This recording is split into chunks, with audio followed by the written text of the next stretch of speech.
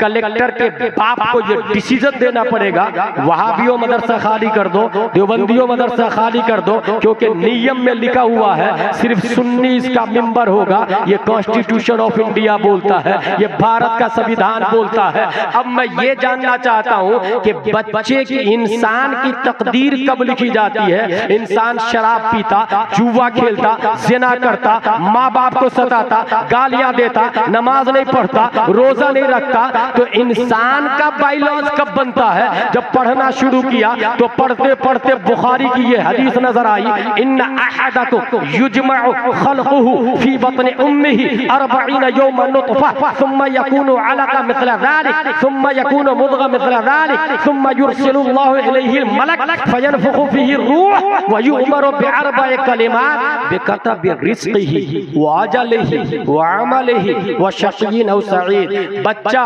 पहले 40 दिन माँ के पेट में नुतफ़ा की शक्ल में होता है, दूसरे 40 दिन माँ के पेट में अलक़ा की शक्ल में होता है, तीसरे 40 दिन माँ के पेट में गोश्त का एक हिस्सा बन जाता है। 40 को 3 से इंटू करे तो कितना बनता?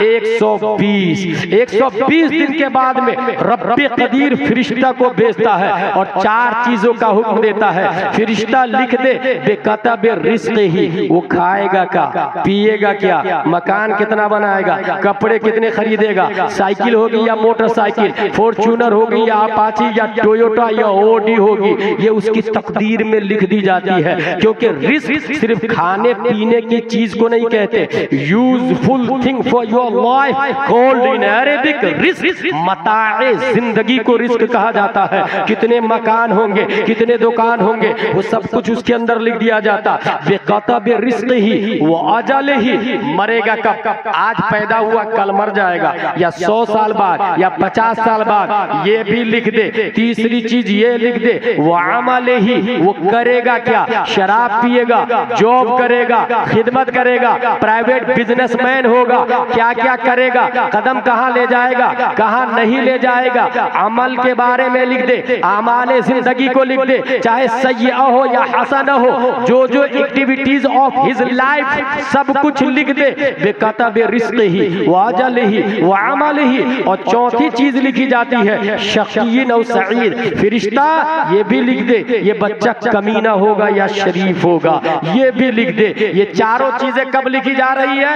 120 दिन के बाद में। अब यहीं से गुलाम जिलानी या ज़रीफ पैगाम देता है, खुसूसन माँ और बहनों के लिए, बाप के लिए, चाचा और दादा के लिए, कि जब 120 दिन में इंसान की तकदीर का बाइलॉज लिखा जाता है। जब दारुल उलूम रज़विया नूरुल उलूम का बाइलॉज लिखा गया, कलेक्टर का बाप भी उसे रिजेक्ट नहीं कर सकता है, क्योंकि ये कॉन्स्टिट्यूशन ऑफ इंडिया बोलता है इंसान का बाइलॉज 120 दिन में लिखा जा रहा है। लिखाने वाला रब्बे कदीर है, कागज कलम फरिश्ता के पास है, फरिश्ता महकूम है, हाकिम रब्बे कदीर है। अब मेरा यह कहना है कि 120 दिन से पहले, फॉर एग्जाम्पल 119 दिन में माँ बाप दोनों घर में मुसल्ला बिछाए, 2 रकात नमाज पढ़े और फिर ये दुआ करे, परवरदिगार आलम कल मेरे बेटे की तकदीर का बाइलॉज लिखने वाला है, मेरे बेटे की तकदीर में जाहिल होना नहीं, आलिम होना लिख दे, गरीब होना नहीं, अमीर होना लिख दे, फासिक होना नहीं, शरीफ होना लिख दे, जुआरी होना नहीं, हाजी होना लिख दे। अब रब ये देखता है कि मेरी बंदी दुआ कर रही है, कल इसकी तकदीर मैं लिखाने वाला हूँ। फरिश्ता मेरी बंदी ने दुआ की, मैंने दुआ कबूल कर ली, बच्चे की तकदीर में मुजाहिद मिल्लत होना लिख दे।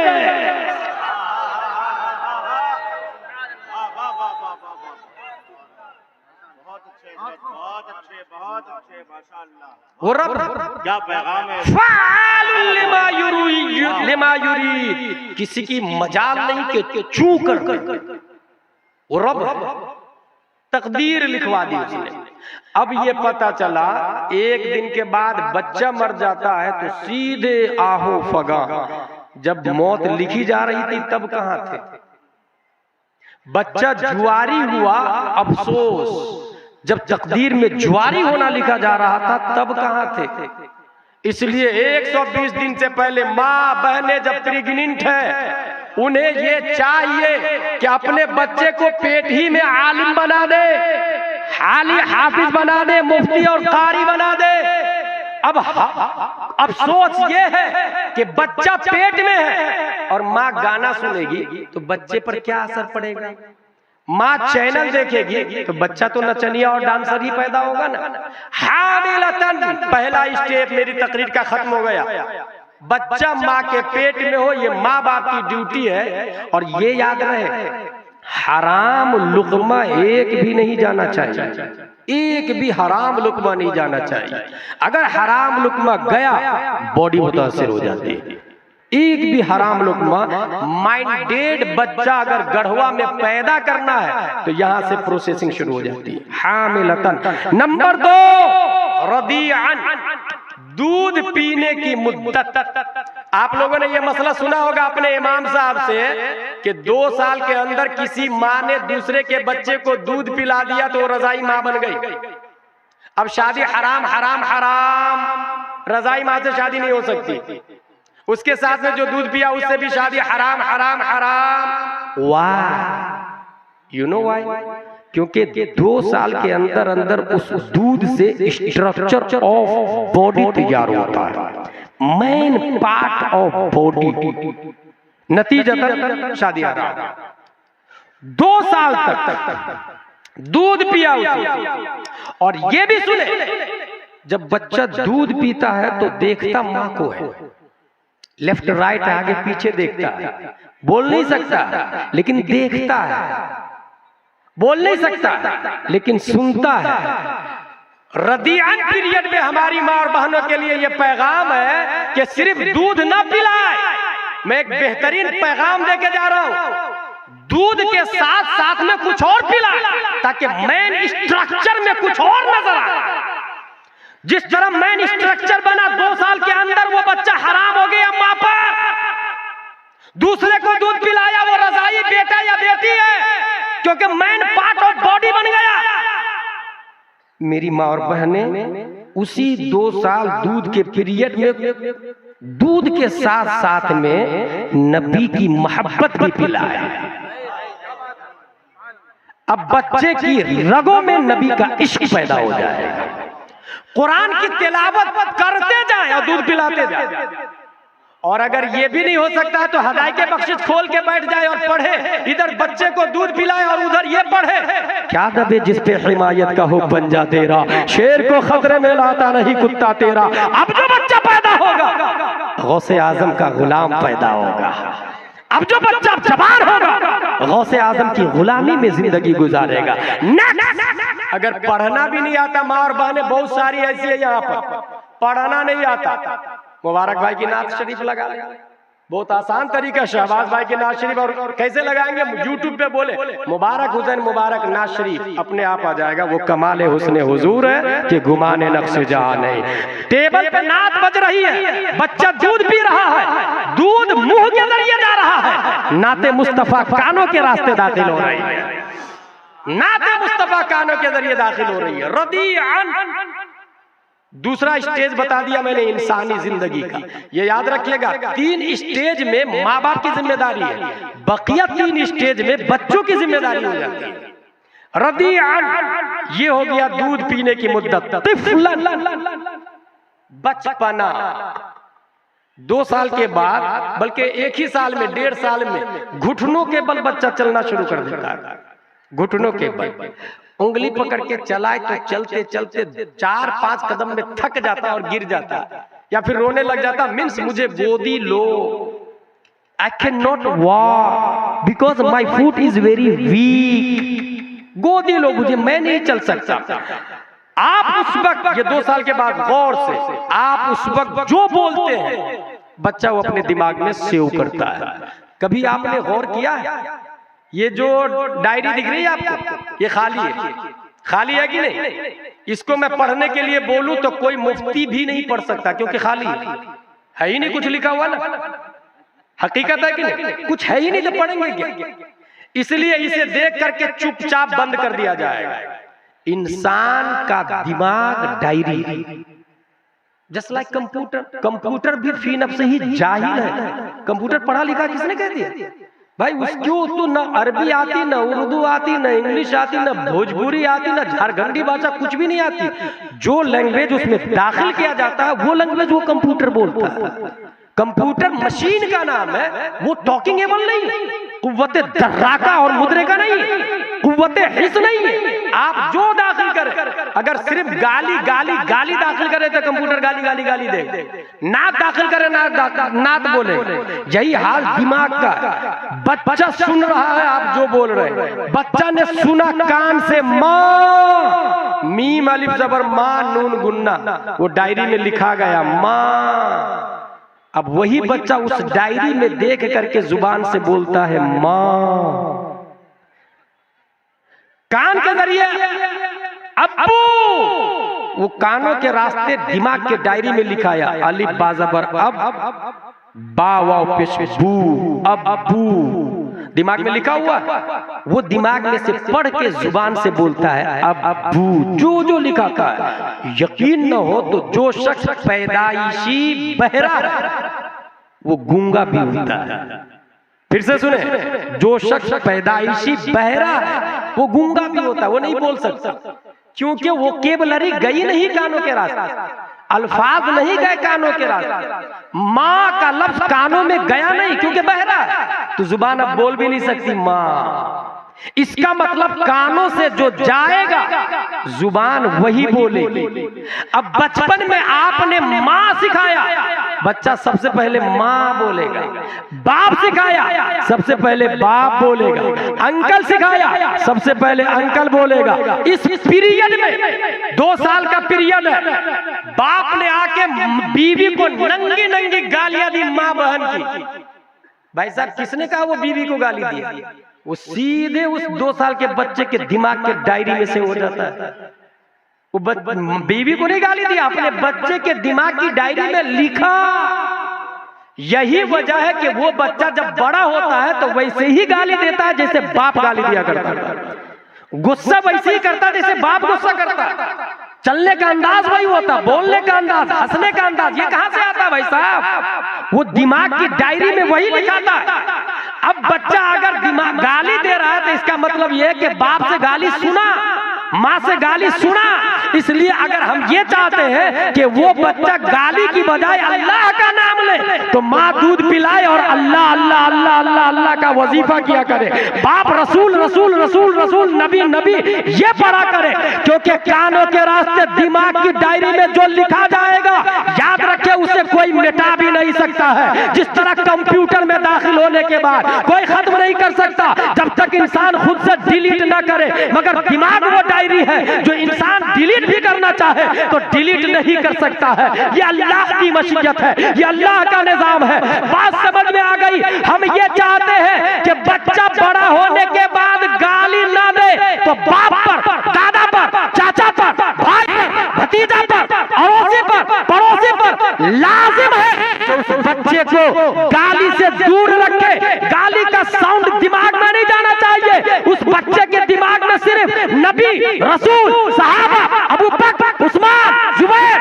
तलहा, फारूक, हंज़ला, खुदा की कसम उस पीरियड में आपने हजरत फातिमा की सीरत बता दी, वो बच्ची तरीका फातिमा पे जिंदगी गुजारेगी। अगर बच्चे को दूध पिलाने के पीरियड में इमाम हुसैन की करबला की कहानी बता दी तो वो जान तो दे सकता है मगर मुस्तफा का दिया हुआ ईमान नहीं दे सकता।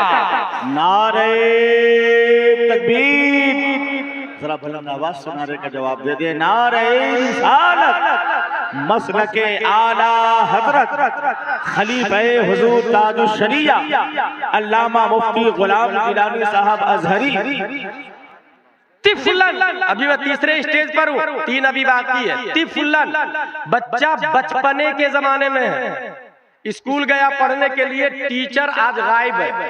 पता चला घर में शादी थी, लेकिन एप्लीकेशन में क्या लिखा मालूम है? मेरी तबीयत खराब है, मेडिकल की रिपोर्ट भी लगा दी। यही वजह है कि स्कूल वाले झूठ ज्यादा बोलते हैं, मदरसे वाले पढ़ते हैं ना, लानतुल्लाहि अलल काज़िबीन। मदरसे वाले पढ़ते हैं, वो झूठ सीख लिया। ईटिंग शुगर, नो पापा। टेलिंग अ लाई, नो पापा। जिसमें नर्सरी में बताया जा रहा है टेलिंग अ लाई, वो बोल रहा है नो पापा, तो उसके दिमाग में झूठ का कॉन्सेप्ट आया कि नहीं आया? ये तामीर अदब है जहां बताया जाता है अल्लाह एक है, पाक और बेऐब है, सच बोल, पाक साफ रह, मरियम नेक है, अल्लाह की इबादत करती है। इसलिए स्कूल का क्लाइमैक्स, बच्चा खेलने जा रहा है तो गौर से देखे कहां जा रहा है खेलने, मिट्टी खेल रहा है, गोली खेल रहा है, या कुछ और खेल खेल रहा है। अगर कोई गंदा खेल खेल रहा है तो उसे रोके, माइंड वाला खेल खेल रहा है तो उसे खेलने दे। और रियाजतुल बदनिया अइज़न लाज़िमुल लिकुल्लि इंसान, उसे खेलने दे, लेकिन वाचिंग जरूरी है। कहीं देखिए गलत लोगों के साथ में नहीं खेल रहा। एक बच्चा खेल रहा था गलत लोगों के साथ, उसके वालिद साहब ने पीछे ताक़ुब किया, और ताक़ुब करने के बाद ये तारीखी जुमला कहा उस बच्चे के बाप ने, अंत लैसा मिन शानिकल लइब मअल अत्फाल फअंत मन सौफा यफ्तहुल अक़सा। ऐ बच्चा, तेरी फितरत और तेरी शान ये नहीं है कि बच्चों के साथ में खेला करे, बल्कि अनकरीब तू बैतुल मक़दिस को फतह करने वाला है, मस्जिद अक़सा को फतह करने वाला। याद रखिएगा, वो बच्चा छोटा है, मगर बाप ये बोल रहा है कि तेरी शान ये नहीं है कि लोगों के साथ में खेल, अनकरीब तू मस्जिद अक़सा को फतह करने वाला है। उसके दिमाग में बैठ गया मस्जिद अक़सा फतह, मस्जिद अक़सा फतह, बैतुल मक़दिस फतह, फतह करना है, फतह करना है, फतह करना है। 2 अक्टूबर 1187 ईस्वी का सूरज शुरू होता है तो सलाहुद्दीन अय्यूबी मस्जिद अक़सा को फतह कर लेता है और उसमें निज़ाम मुस्तफा को लागू करता। आप बताइए ये जुमला कहां से आया? जब वो बचपन के जमाने में थे तो वालिद साहब ने कहा था अंत लैसा मिन शानिकल लइब मअल अत्फाल अंत मन सौफा यफ्तहुल अक़सा। बचपन में दिमाग की डायरी में लिखा गया कि मेरा वजूद मस्जिद अक़सा को फतह करने के लिए है। यहीं से पता चला गढ़वा के सुन्नी मुसलमानों, हम बच्चे को दूध पिलाते समय, खेल खिलाते समय ये बता दिए कि अनकरीब तो बाबरी मस्जिद को फतह करने वाला है। खुदा की कसम, सलाहुद्दीन अय्यूबी यहूदियों से मस्जिद अक़सा जब छीन सकते हैं तो भारत का सुन्नी मुसलमान दोबारा बाबरी मस्जिद को मारी से वजूद में ला सकता है। हमें बताना होगा बचपन में अंत मन सौफा यफ्तहुल अक़सा, खेलने की पीरियड। और ये याद रखिएगा, आप लोगों ने बांस देखा है? बांस इतना मोटा एक झाड़ होता, बहुत ऊपर जाता है। भंगी लोग क्या बोलते हैं उसको? बांसी बांस। भंगी लोग उसको काटते हैं, मखसूस साइज में कटिंग करते, बारीक बारीक बारीक बारीक बारीक बनाते हैं और उससे छीटी बनाते हैं, डलिया बनाते हैं, जो मन में आता है उससे वो बना लेते। टाटी भी बनती, दीवार भी बनती कि नहीं बनती? लेकिन लकड़ी जब सूख जाए तो फिर छीटी नहीं बन सकती है, कच्ची जब लकड़ी हो तभी बनती है। अरबी का मक़ूला है अन-नक्शु फी सिग़्र कन-नक्श अलल हजर, अल-हिफ्ज़ु फी सिग़्र कन-नक्श अलल हजर वल हिफ्ज़ु फिल किब्र कन-नक्श अलल माँ। बचपन में याद करना पत्थर पे लकीर खींचना है, बुढ़ापे में याद करना पानी पे लकीर खींचना है। पत्थर की लकीर नहीं खत्म होती है, इसलिए बचपन ही में वोकेबुलरी दे। एक और मेमोरी पावर में नोट कर ले, एक और बात जनरल नॉलेज में, आपके पास कितने अल्फाज हैं? 2 से 3 हजार में पूरी लाइफ गुजरती है आपकी। हमारे पास भी उतने होंगे, थोड़े बहुत ज्यादा होंगे, हमारे अकाबिर उलमा के पास और ज्यादा होंगे। हर शख्स के अल्फाज महदूद है और ये अल्फाज वहीं से आते हैं जहां वो सुनता है, बस उसी में जिंदगी गुजर रही है। वो वोकेबुलरी जितनी ज्यादा मिलेगी, अल्फाज जितने ज्यादा होंगे, इंसान उतनी ही ज्यादा टॉकिंग पर्सन और नॉलेजफुल बनेगा। ये 3 स्टेज बता दिए मैंने। हामिलतन, बच्चा माँ के पेट में हो, रदीअन, जब बच्चा दूध पिए, तिफलन, बचपने के अय्याम, बालिग होने से पहले। अब आ गया शाबन, जवानी, मन शब्बा शाब, जिस फितरत पर वो जवान हुआ है उसी पर जवानी कायम रहेगी। ये याद रख ले, ये मैन यही 3 थे, हामिलतन, रदियन, तिफलन। अब जवान हो गया वो, बहुत मुश्किल, अब इस्लाह करना भारी पड़ जाता है। इसलिए और ये ज़हन में रखे कि जवानी अल्लाह ने इबादत के लिए दी। जवानी को जिसने इबादत में गुजार दी उसे अपने वक्त का गौस होने से कोई नहीं रोक सकता है। इसलिए जवानी को संभाल कर बर्दाश्त करके अल्लाह उसके रसूल की इबादत में गुजारे। जितनी ज्यादा ताकत है उतनी ही ज्यादा नफल पढ़े, उतनी ही ज्यादा फर्ज पढ़े, उतनी ही ज्यादा रोजा रखे, उतनी ही ज्यादा कुरान की तिलावत करे। जवानी अल्लाह की इबादत के लिए।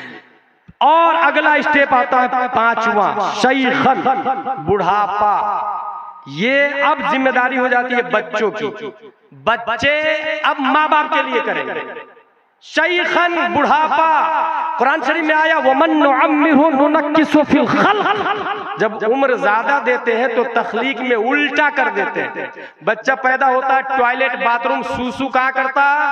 बिस्तर पे। बच्चा पैदा हो, एक दिन का बच्चा बिस्तर पे करता कि नहीं? बूढ़ा भी बिस्तरी पे करेगा। ये कुरान शरीफ में है वमन नुअम्मिरहु नुनक्किसु फिल खल्क। जिसको लंबी उम्र देते हैं तखलीक में उल्टा कर देते हैं। वो खुदा का फजल है, जिसे चाहे उससे पहले ही उठा ले, वो अल्लाह है। लेकिन उम्र जितनी ज्यादा होगी बच्चा समझता नहीं। एक पीरियड ऐसा आता है कि बूढ़ा भी नहीं समझता है। बच्चा बोलता नहीं, एक पीरियड आता है कि बूढ़ा भी नहीं बोलता। बच्चा चल नहीं सकता, एक पीरियड आता है कि बूढ़ा भी चल नहीं सकता। यहाँ पर हुजूर मुहद्दिस कबीर दामजिल्लहु अलैना की एक बात याद आ गई कि दुनिया में डॉक्टर भी बुढ़ापे में कंफ्यूज हो जाता है, दिमाग नहीं काम करता, कलेक्टर भी, बैरिस्टर भी। मगर अल्लाह का लाख लाख शुक्र है कि उलमाए किराम का दिमाग इल्मे मुस्तफा और नूरे मुस्तफा की वजह से बुढ़ापे में भी दिमाग काम करता रहता है। यही वजह है कि अल्लामा आशिकुर रहमान इलाहाबादी ने कहा था कि अल्लाह का शुक्र है कि ताजुश शरीयत के पार्ट्स ऑफ बॉडी कमजोर हो चुके हैं मगर दिमाग अभी भी काम कर रहा है। उनकी जुबान से लास्ट एग्जाम तक खिलाफे शरा नहीं निकला, फतावा रज़विया के खिलाफ नहीं, कंजुल ईमान के खिलाफ नहीं, कुरान के खिलाफ नहीं, क्योंकि दिमाग जो काम कर रहा था नूरे मुस्तफा की वजह से। तो दुनिया के डॉक्टर, बैरिस्टर, कलेक्टर, राजदूत, वाइस चांसलर, प्रोफेसर, टीचर, टकातेरा से मैं कहूंगा अगर तुम ये चाहते हो कि तुम्हारा दिमाग बुढ़ापे में खराब ना हो तो आ जाओ, कुरान की तिलावत करो, फरमाने मुस्तफा पढ़ो, अबू बकर के सदके में तुम्हारा दिमाग भी काम करता रहे। That is fact point. आप लोगों ने देखा होगा बुढ़ापे में इंसान बहकी बहकी बातें करता है, मगर उलमाए किराम को देख ले आप, अल्लाह का लाख लाख शुक्र और एहसान है। माँ बाप की जिम्मेदारी अब बच्चों पर आयद हो जाती है। बाप बूढ़ा हो गया। अच्छा, कभी आपने गौर किया एक बेटा है, बस बेटी भी नहीं है, एक बेटा गढ़वा में। मैं अपने बेटे को MBBS बनाऊंगा, मैं MBBS 50 लाख रुपया खर्चा किया उसने। बेटा बहुत माइंडेड था, बेटा तू और पढ़, मेरा मकान बिक जाए चलेगा मगर तू अब सबसे स्टैंडर्ड डॉक्टर बनना। बेटा ने MD भी कर लिया, 10-15 लाख और खर्चा किया और DM भी बन गया। और इतनी पढ़ाई कर लिया और इतना दिमाग वाला, उसकी नौकरी लग गई बरतानिया में। बाप कहाँ है? शैखन, बूढ़े, बुढ़ापे के हालत। उसकी खिदमत कौन करेगा? वो बीवी, वो भी गर्लफ्रेंड से उधर ही शादी कर लिया, वो भी डॉक्टरनी से। अब यहाँ बूढ़ा बाप पानी पानी, खाना खाना, कौन सुने? अब्बू आप टेंशन मत लीजिएगा, हर महीने आपके अकाउंट में 5 लाख रुपया। भाई साहब ये रुपया तो नहीं खा सकता ना, वो रुपया चला तो नहीं सकता ना, रुपया साफ तो नहीं कर सकता ना उसकी नजासत को। और अगर नौकरानी भी रख लिया तो नौकरानी कितने घंटे, और नौकरानी पे फर्ज थोड़ी, बच्चों पे फर्ज थी ना खिदमत। MD बनाया, MD शौक से मकान बेच के, दुकान बेच के, खेत बेच के, बच्चा लंदन में। और आगे सुने, यही एक पॉइंट बता दूं, वही बाप का इंतकाल हो जाता है तो सीधा मुफ्ती साहब मेरे वालिद साहब का इंतकाल हो चुका है, मैं अभी हैंड टू हैंड नहीं आ सकता हूं, आने में कुछ टाइम लगेगा। 10 कुरान की पेटियां 10 मस्जिदों में बंटवा दीजिए। बराए इसाले सवाब मरहूम फादर ऑफ डॉक्टर, हो गया 10 पेटियां। गौर कीजिएगा 10 पेटियां कहाँ गई? मस्जिदों में। मस्जिद में पढ़ा किसने? आपने कभी भी किसी पेटी को खोल के पढ़ा है? जब दूसरे ने अपने बाप के नाम से पेटी दिया तो आपने नहीं पढ़ा, जब आप अपने बाप के नाम से देंगे तो दूसरा क्यों पढ़ेगा? भाई बेवकूफ है दुनिया। कमा तदीन तो दान, हंसने वाली बात नहीं, रोने वाली बात। जैसी करनी वैसी भरनी, टीट फॉर टैट। आप पेटी देंगे तो दूसरा खोल खोल के पढ़ के खूब सवाब बख्शेगा। वो आपको सवाब देगा, वो अपने आप को क्यों नहीं ले लेगा भाई? और दूसरे के लिए आप नहीं पढ़ते तो आपके लिए कौन पढ़ेगा? 1 साल 2 साल 5 साल 10 साल, चंद सालों के बाद में मुफ्ती साहब से मसला पूछेंगे, हजरत 50 पेटियां पुरानी हो गई है, बोसीदा भी हो गई है, उसे कब्रिस्तान में दफन कर दूं क्या? मुफ्ती साहब कहेंगे दफन कर दो। कहां गई पेटी? कब्रिस्तान। ये ऐसा क्यों हुआ? क्योंकि उस एमडी डॉक्टर ने खुद ही को मुफ्ती समझ लिया। उसने सीधा बोला 10 पेटियां दे दे इसाले सवाब के लिए। ये नहीं पूछा हजरत साद की तरह नबी से कि मेरी माँ के इसाले सवाब के लिए क्या करूं। अगर वो पेटी देने की बजाय नाइबे मुस्तफा उलमा से दारुल उलूम रज़विया नूरुल उलूम के मुफ्ती और मुदर्रिस से पूछते, हजरत मेरे अब्बू का इंतकाल हो गया, इसाले सवाब के लिए क्या करूं? तो हजरत बोलेंगे नहमीर दे दे या अनवारे शरीयत दे दो। 50 रुपये की किताब अनवारे शरीयत। मदरसे के तालिबे इल्म ने अनवारे शरीयत पढ़ी, उसके बाद इदादिया में गया, उला सानिया सालसा राबिया खामिसा सादिसा साबिया सामिना फजीला तखस्सुस फिल फिक़्ह, मुफ्ती बन गया। 50 रुपये की अनवारे शरीयत पढ़ा और वो मुफ्ती। जब तक वो मुफ्ती जिंदा रहेगा वाली साहब को सवाब मिलता रहेगा। मिला सवाब। पूरी पेटी कब्रिस्तान में अनवारे शरीयत से एक इंसान अल्लामा बना तो ये देखे सवाब, इसाले सवाब करने से पहले कि क्या दूं। भाई डॉक्टर है आप, नाइबे नबी नहीं है, साइंटिस्ट हो सकता है, आलिम नहीं हो सकता।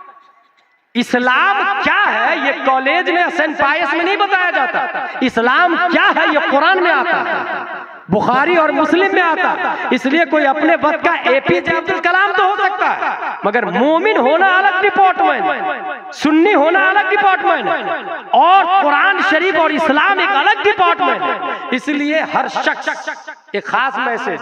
पैसा वाला कुछ लोग क्या करते हैं, गढ़वा में एक करोड़पति आदमी है, मेरी तरफ से फला शायर को लाना। अब वो शायर फासिक होता है, नजराना मैं दूंगा 40,000 रुपये ले आना उसको। उलमाए किराम कह रहे भाई मत लाओ, वो फासिक है, नजराना मैं दूंगा ना। अब जो नजराना दे रहा है उसे दीन का दर्द नहीं, क्योंकि वो जाहिल है, और जिसको दर्द है उसकी चल नहीं रही। नतीजतन सिस्टम करप्टेड है जो आपकी निगाहों के सामने में, जिम्मेदार हम सब। वही बेटा अमेरिका से 40वां में पहुंच जाता, 50 लाख का 40वां खाना करना है मुझे, 50 लाख का। गढ़वा जिले के सब सुन्नी टनाटन लोग आके खाएंगे। कितना खर्चा किया उसने? 50 लाख। ये बताइए आप कि ये खाना करना 40वां में क्या है? 5 स्टेप है, मुस्तहब, सुन्नते गैर मुअक्कदा, इसके ऊपर सुन्नते मुअक्कदा, उसके ऊपर वाजिब, उसके ऊपर फर्ज। जस्ट इसके अपोजिट में 5 चीज है। खिलाफ औला, मकरूह तंजीही, मकरूह तहरीमी, इसाअत मकरूह तहरीमी और हराम। खिलाफ औला, मकरूह तंजीही, इसाअत मकरूह तहरीमी और हराम।